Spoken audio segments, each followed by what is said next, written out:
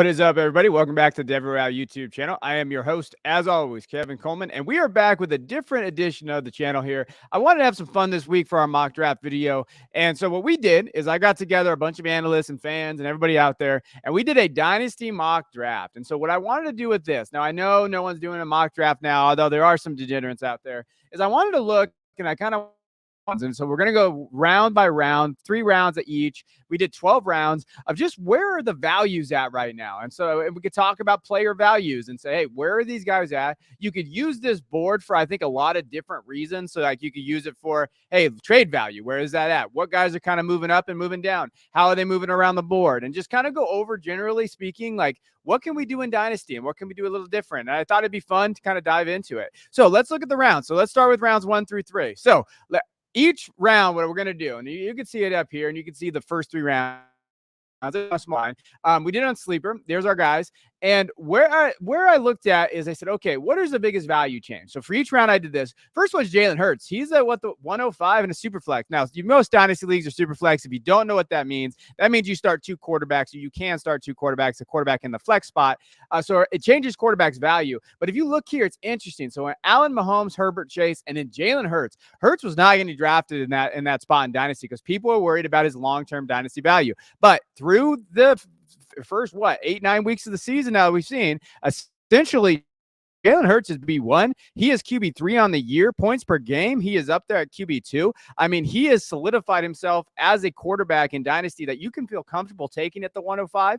And I think that is an interesting development from what we've seen. Now, my favorite pick of this one was Saquon Barkley.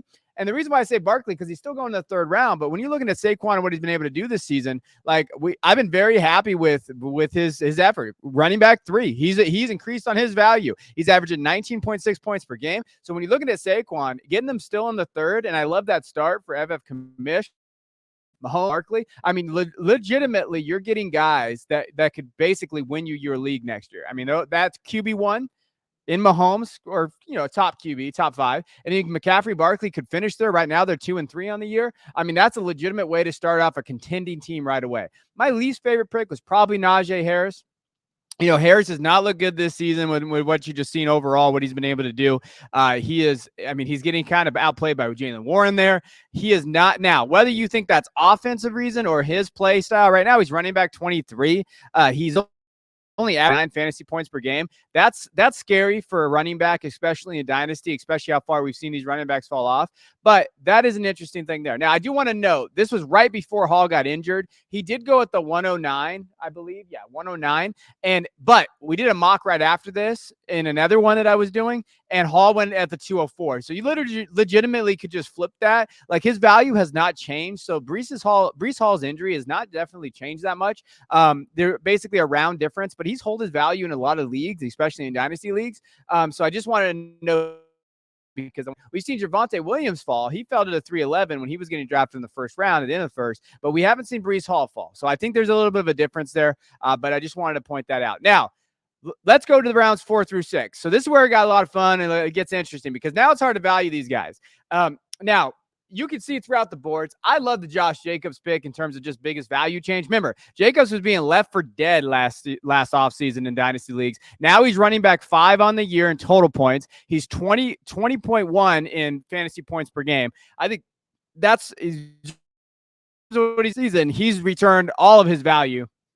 And that's a big value change. He's going 7th, 8th round, certain leagues. It just depends on what you were drafting in. My favorite pick was Jameson Williams. And the reason why, I mean, he went after Treylon Burks, where I would take Jameson. I know we haven't seen him yet, but he has that perceived value of being legitimately a wide receiver 2 in this league. I think that offense has shown that they can carry this. They need a guy like Jameson Williams to stretch the field. We're going to see him over the middle doing a lot of fun things. I thought that was really good value to get him there in the 6th round, especially in the middle of the 6th. I like how they built their roster. When we see the whole board, you're going to see that. But I've seen pick there. And then you see it, the rookie wide receivers win in that 6th round. You're going to see Garrett Wilson, Burks, Williams, and Pickens.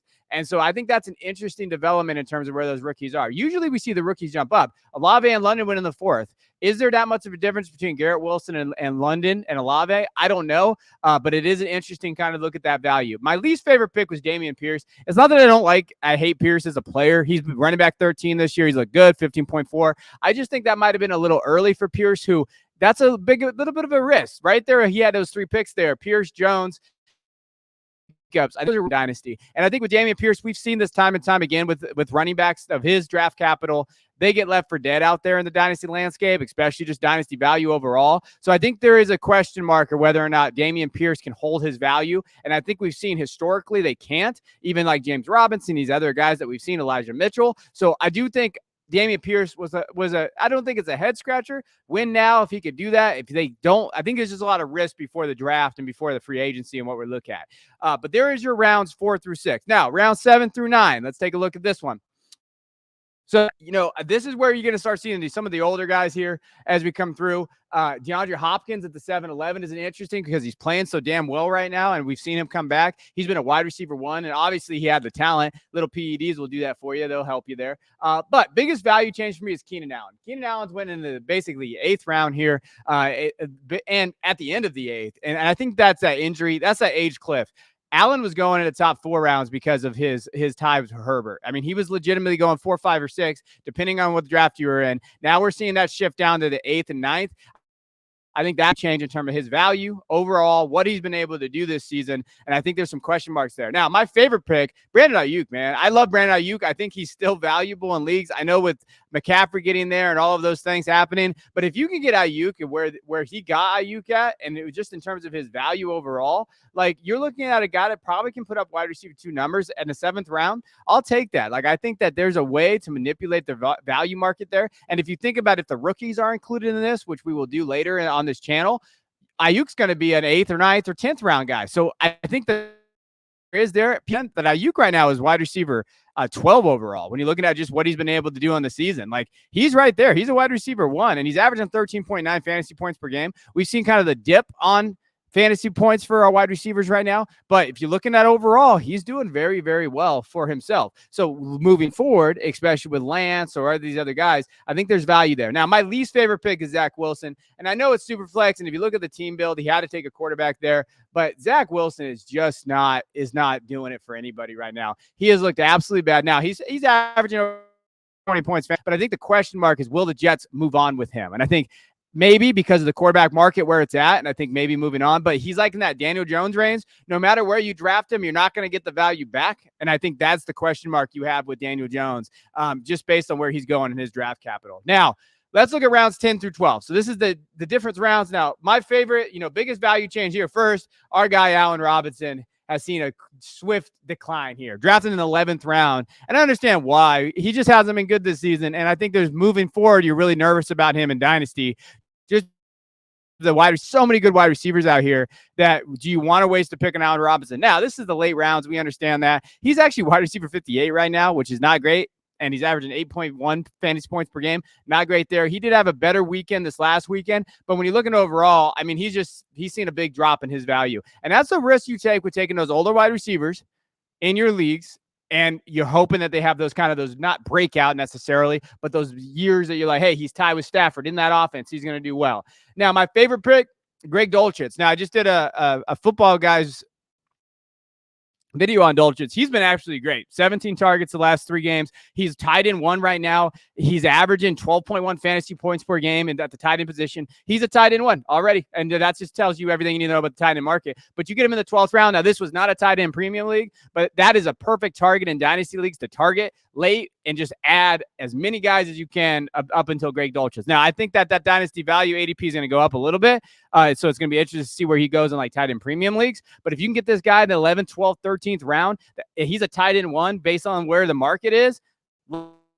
Picks David Bell. David Bell hasn't done anything. So when we're looking at David Bell, I know analytics guys love him. So don't come after me, analytics guys. But just based on what he's done, I know you're drafting upside at this position. I've never been a David Bell guy. I haven't been. What Charlie Jones is doing at Purdue shows you that it was more of a Purdue system than maybe a David Bell system there. So that kind of makes me worried a little bit about his long-term standing in Dynasty, especially because he hasn't really produced yet.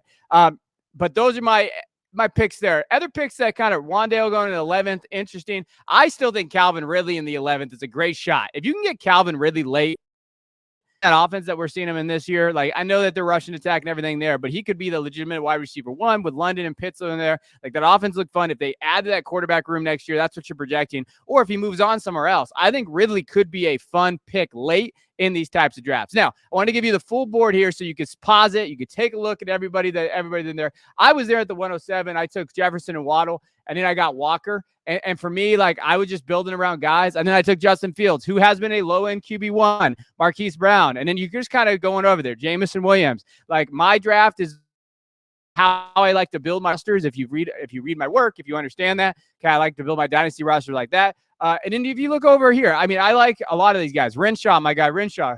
Kyler Murray, Dak Prescott, Mixon, Chubb. He's going win now, baby. I know he loves Gabe Davis, but that was a little early for me. But then he's going there. Like, he built a win now roster. Other guys went a different route. And I mean, Matt Jester. I like Andrews, Cup, ETN, Kells. And I mean, he builds rosters like that. I think that's great. ETN is now being talked about as maybe running back one. I heard those crazy takes out there, which may not be crazy when we're talking about the running back position in Dynasty. So it's enjoyed this. I had a lot of fun doing this with people to kind of understand value. Use this right now. Pause this. Look at player value. Who would you take? Use some trade areas. If you have any trade questions, drop them in the comments. I'm here to help you with your dynasty rosters and just in general in fantasy. So drop them in the comments. Hey, how would you value these guys? Where are they coming? I appreciate you guys tuning in. Please hit that like and subscribe button to the channel. Appreciate you guys. We'll see you next time.